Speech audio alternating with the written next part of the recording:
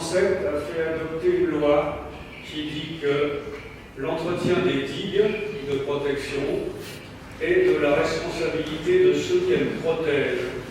C'est-à-dire que s'il y a une digue, c'est celui qui est derrière qui doit l'entretenir.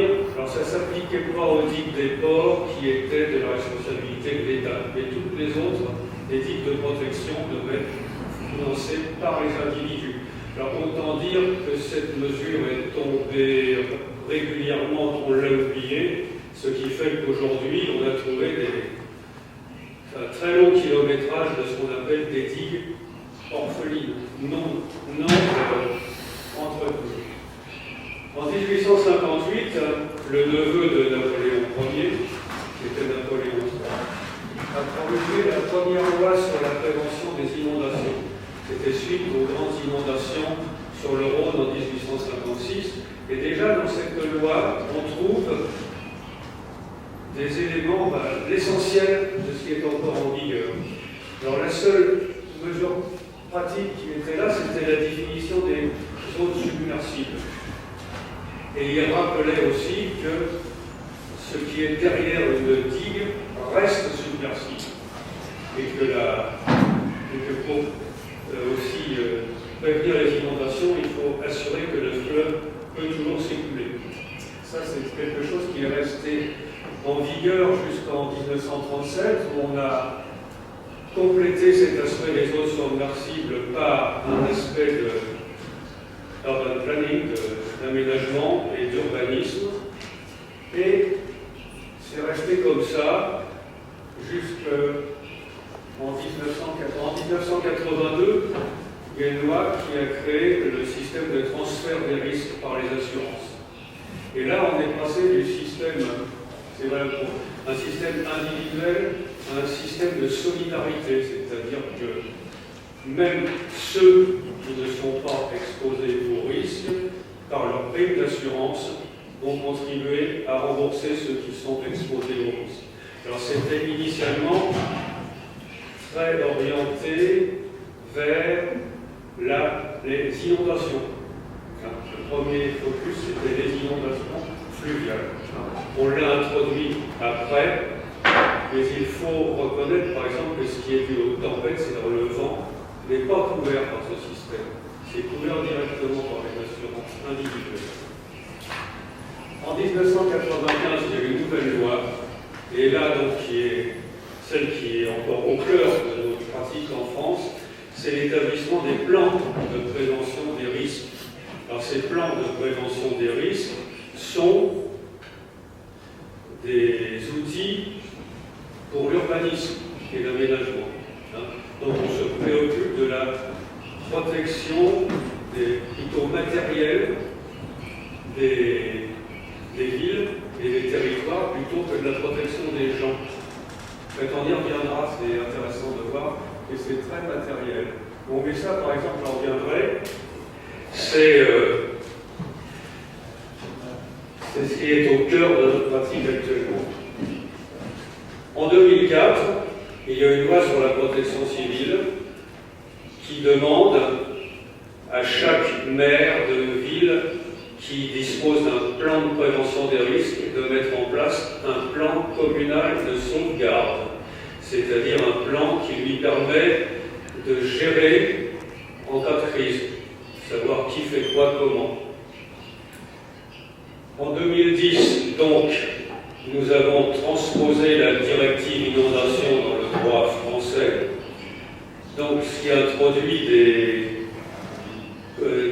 préoccupations nouvelles pour la prévention des risques, c'est-à-dire l'impact sur la santé humaine, l'économie et l'héritage culturel en particulier. Et aussi, il y a eu des réorientations suite à la tempête Xynthia, ce qui a permis de mettre en place un certain nombre de plans nationaux et locaux. Et enfin, donc, en 2014, on a adopté une stratégie de prévention des risques d'inondation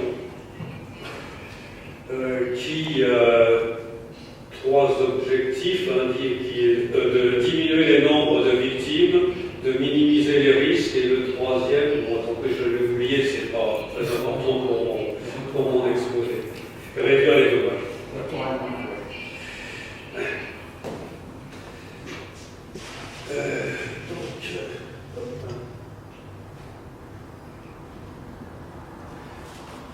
Donc, alors, toutes ces politiques sont mises en œuvre. Je parle de politique parce que les outils dont on va parler ici sont utiles pour travailler dans le cadre de ces règlements politiques nationaux. Alors, en France, qui est un pays centralisé, il y a deux niveaux. Le premier, c'est le niveau de l'administration nationale.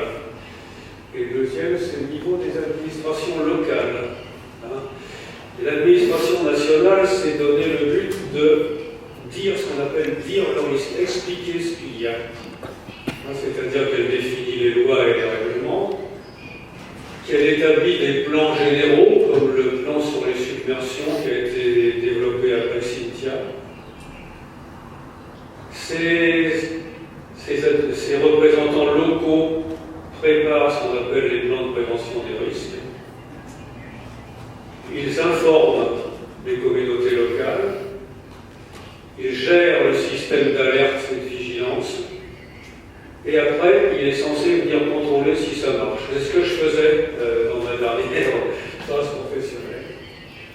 Donc c'est ce que j'appelle dire le risque. L'État dit aux collectivités et aux citoyens, voilà les risques auxquels vous êtes exposés, et voilà ce que je vous propose pour y faire face.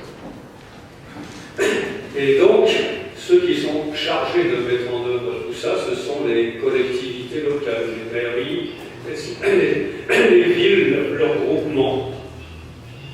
En matière d'urbanisme, de plan de sauvegarde, de gestion des eaux et des inondations, ça c'est tout nouveau. Des actions pour la prévention des crues, donc ce qu'on appelle des PAPI, des plans d'action pour la prévention des inondations, et aussi l'information des citoyens. Et donc, ce que j'ai marqué, la stratégie nationale en bas, c'est la sécurité des personnes, réduire les coûts et réduire le temps de retour à la normale que j'avais oublié tout à l'heure. Yes. Bon. Je termine rapidement. Donc, au cœur de ces préoccupations, il y a le citoyen, théoriquement. Donc, alors, le citoyen, lui, il a le droit d'aller accéder aux informations sur les risques, et tous les autres ont l'obligation de l'informer. Alors, le problème, c'est que donc, ça se traduit par la production de plusieurs documents, et quand on a réalisé les documents, généralement, tout le monde est content. Mais on ne se préoccupe pas de savoir si le citoyen est vraiment informé. Et ça, c'est un problème, c'est l'information du citoyen par derrière. Donc je passe rapidement. Donc ça, c'est une illustration pour montrer l'état d'avancement des plans de prévention des risques. On voit que c'est surtout le long des rivières et très peu le long des côtes. D'autres illustrations de ce qu'on peut faire, ça c'est l'Observatoire national des risques naturels qui permet de vérifier le progrès de certains projets, l'évolution du coût des inondations et le nombre, par exemple, des définitions d'état de catastrophes naturelles. Et je vais terminer rapidement par ce que peuvent dire les communautés côtières en France. Donc là, il y a un réveil subi de la vulnérabilité côtière après la tempête Cynthia. Donc, là, il y a une carte qui montre que la côte atlantique française est relativement bien soumise à ce type d'aléas, et celle qu'on avait complètement oubliée.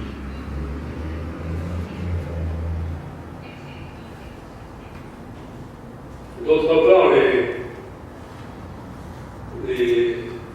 les maires côtiers français ont repéré qu'ils étaient face à une législation très compliquée. Il y a 3 stratégies qui s'intéressent à la côte en France. La stratégie de prévention des risques, la stratégie sur la côte elle-même et la stratégie sur la mer. Et tout ça se chevauche sur la zone côtière. Donc ce qu'il demande, c'est qu'on simplifie ce genre d'approche, qu'on sache réellement qui fait quoi, ceci afin de diminuer la méfiance qu'il peut y avoir entre les collectivités locales et l'État. C'est quelque chose qui est... Ça c'est français, hein. Je ne sais pas si c'est comme ça en Italie. Et le besoin de bien impliquer la société civile dans tout le processus de définition des politiques de prévention.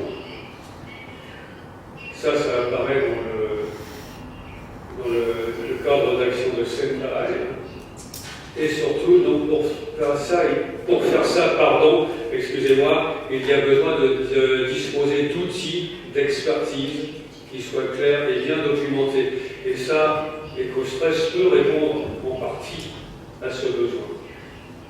Et en conclusion, donc, je veux dire que la France est un cas particulier, mais ce qu'il faudrait faire passer comme message un peu partout, et j'ai regardé comment ça se passait un peu à l'étranger, aux Pays-Bas, en Allemagne, en Italie, chacun suivant sa culture nationale a un schéma différent. On va depuis des schémas très centralisés à des schémas très décentralisés, comme en Allemagne, où c'est chaque land qui est responsable de sa politique.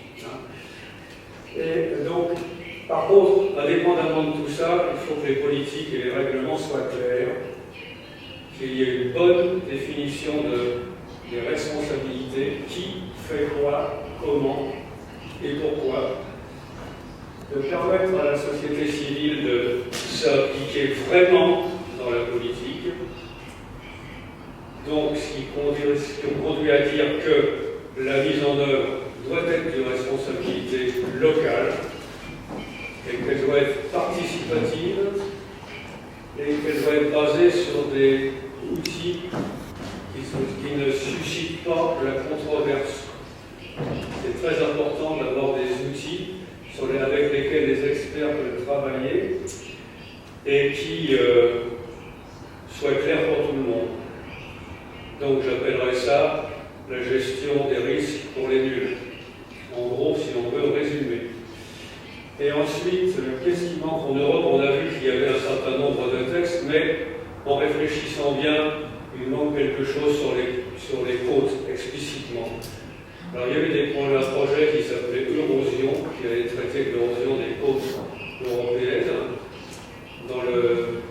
Lors du meeting qu'on a eu à Paris, on a évoqué la possibilité de créer un nouveau projet dans ce domaine, et puis aussi que l'Union européenne se dote d'une directive sur les eaux côtières, de façon à préciser les éléments de politique communs à tous les États membres. Je vous remercie de